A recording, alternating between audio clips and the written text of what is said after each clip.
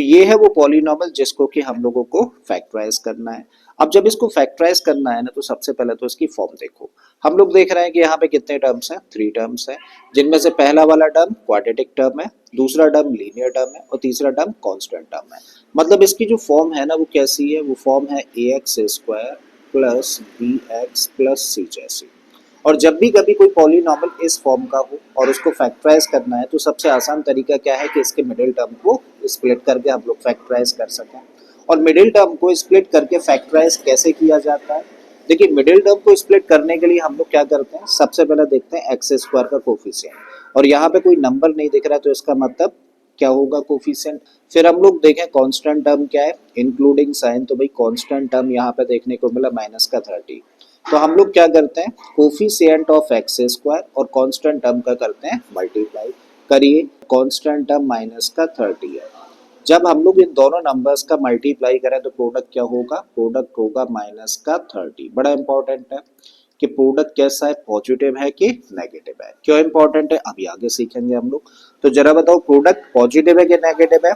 ये कैसा नंबर था, पॉजिटिव, ये नेगेटिव है। दोनों को मल्टीप्लाई कर देंगे तो प्रोडक्ट कैसा निकल के आएगा, नेगेटिव। तो इसका मतलब प्रोडक्ट निकल कर आता है नेगेटिव। ये चीज हम लोगों को माइंड में रखनी है। अब हम लोग क्या करेंगे, हम लोग इसको करेंगे फैक्टराइज। तो 30 को जब हम लोग फैक्टराइज करें तो 30 के फैक्टराइजेशन में हम लोगों को क्या मिलेगा, 2 इंटू 3 इंटू 5। यही हुए इसके प्राइम फैक्टर्स। ठीक है, एक फैक्टर हम लोग 1 भी रख लेते हैं, बट यहाँ पे ना रखेंगे तो भी चलेगा। करेक्ट है। तो इसका मतलब 30 को हम लोगों ने फैक्टराइज किया तो इसके फैक्टर्स में मिलता है हम लोगों को 2 इंटू 3 इंटू 5। करेक्ट। अब हम लोग देख रहे हैं कि भाई यहाँ पे मिडिल टर्म में क्या लिखा है, x का कोफिशिएंट। यहाँ पे x का कोफिशिएंट है 3√3। देखो सिर्फ आपको x के साथ लिखा हुआ नंबर देखना है, इस साइन से आपको कोई मतलब नहीं है। प्लस है तो भी ठीक है, माइनस है तो भी प्रोसेस वही रहने वाला है। ठीक है, हमें क्या करना है, इन फैक्टर्स के 2 पार्ट्स करने हैं, सच दैट, यानी कि एक कंडीशन के साथ में 2 पार्ट्स करने हैं कि भाई प्रोडक्ट कैसा है, नेगेटिव है।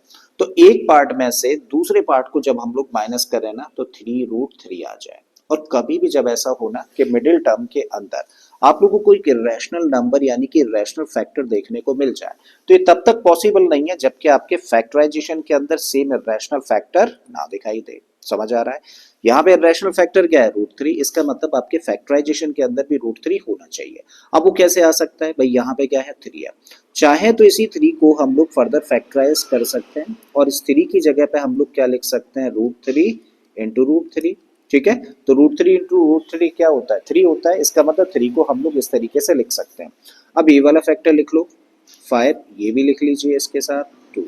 तो अब हम लोगों ने 30 को फैक्टराइज किया और फैक्टराइज करने पर हम लोगों को इरेशनल फैक्टर भी देखने को मिल गया, वो फैक्टर जो कि आपके मिडिल टर्म के अंदर था, सेम फैक्टर है। अब क्या करना है, इतना कर लिया तो हम लोगों को एक पार्ट में से दूसरे पार्ट को माइनस करना है, ऐसे 2 पार्ट्स करने हैं। तो जब हम लोगों को ऐसे 2 पार्ट्स करने हैं तो सोचिए जरा वो क्या क्या पार्ट्स हो सकते हैं। भाई एक फैक्टर तो हम लोग ले सकते हैं 2 इंटू √3, और 2 इंटू √3 क्या हुआ, ये बन जाता है 2√3। दूसरा फैक्टर हम लोग बना सकते हैं, देखिए ये वाला 5 इंटू √3, और 5 इंटू √3 कितना हो गया, 5√3। और अगर इस फैक्टर में से इसको हम लोग माइनस कर दें तो देखो 5√3 में से 2√3 माइनस करेंगे तो क्या मिलेगा, हम लोगों को 3√3 मिल जाएगा। ठीक है ना, इसका मतलब हम लोगों को मिल रहा है ना 3√3 और साथ में क्या है, x। मतलब अगर हम लोग दोनों साइड्स को x से मल्टीप्लाई कर दें तो हम लोग कह सकते हैं कि 3√3x को हम लोग स्प्लिट करके क्या लिख सकते हैं, इसको स्प्लिट करके लिखा जा सकता है 5√3x minus 2√3x। I think बात यहाँ तक समझ आ रही है। तो चलिए रख देते हैं इस टर्म की जगह पर ये स्प्लिट करके। तो सबसे पहले x² ऐसे ही रखा, प्लस का साइन है तो कोई टेंशन लेने की जरूरत नहीं है।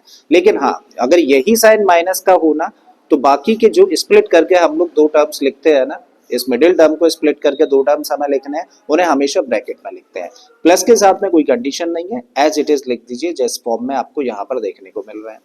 तो भाई आपने यहाँ पे रख दिया 5√3x माइनस 2√3x, और लास्ट वाला टर्म क्या है, माइनस का 30, एज इट इज हम लोगों ने रखा।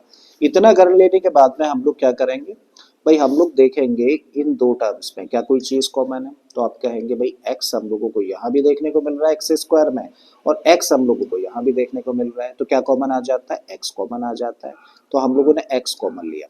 जब भाई इन दो टर्म्स में x कॉमन है तो यहाँ से अगर एक x चला जाएगा तो एक्स स्क्वायर था ना, एक्स स्क्वायर का मतलब होता है x इंटू एक्स, जिसमें से एक x चला गया तो एक x बच जाएगा, रखिए।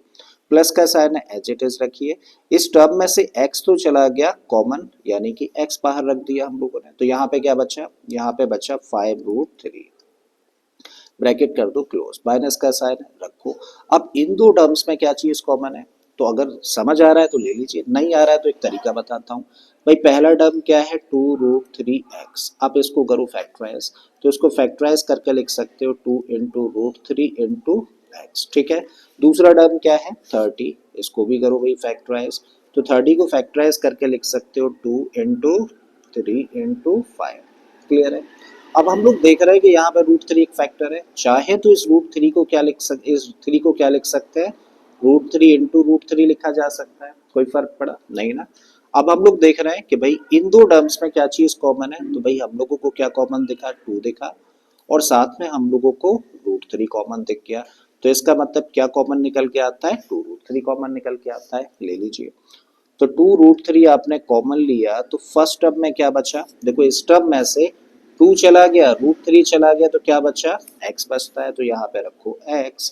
अब माइनस है यहाँ पर और ब्रैकेट हम लोगों ने लगाया, और ब्रैकेट के बाहर कभी भी अगर हम लोग माइनस रख दें तो ब्रैकेट के अंदर के साइन चेंज हो जाते हैं, इसका मतलब ये माइनस किस में चेंज हो जाएगा, प्लस में चेंज हो जाएगा, करेक्ट। अब इस 30 में से 2√3 हम लोगों ने एस कॉमन लिया है, बाहर लिया है, तो 30 में से 2 गया, √3 गया, तो बचा क्या, 5 इंटू √3, और 5 इंटू √3 क्या लिखा जा सकता है, 5√3, ठीक है। कभी भी एक चीज याद रखिए, जब हम लोग इस तरीके से कॉमन लेते हैं तो यहाँ पे जो ब्रैकेट के अंदर टर्म्स है और इस ब्रैकेट के अंदर जो टर्म्स आएंगे वो सेम निकल कर आएंगे। अगर वो डिफरेंट निकल कर आ रहा है तो कहीं ना कहीं आप कुछ गलती कर रहे हैं, ठीक है। अब इतना कर लेने के बाद में हम लोग क्या चेक करेंगे, हम लोग देख रहे हैं यहाँ पे कितने टर्म्स हैं, दो टर्म्स हैं, ठीक है। पहला ये वाला, दूसरा ये वाला, और इन दोनों टर्म्स में क्या कोई चीज कॉमन है, तो आप कहेंगे x प्लस 5√3 यहाँ भी है और x प्लस 5√3 ना ब्रैकेट यहाँ भी है, तो इसका मतलब ये कॉमन है। और इसको कॉमन ले ले तो इसको इस तरीके से लिखे हम लोग x प्लस 5√3 एक ब्रैकेट में, ठीक है, क्योंकि पूरा ब्रैकेट कॉमन आया दोनों में। अब इस टर्म में से ये तो हम लोगों ने बाहर रख दिया, तो इस टर्म में बचता क्या है, इस टर्म में बचता है भाई x, माइनस का साइन है। अब इस टर्म में से देखो ये ब्रैकेट तो चला गया बाहर, तो यहाँ से क्या बचा, यहाँ से बचा 2√3, और इस तरीके से देखिए इस पॉलिनॉमियल को हम लोगों ने फैक्टराइज कर दिया।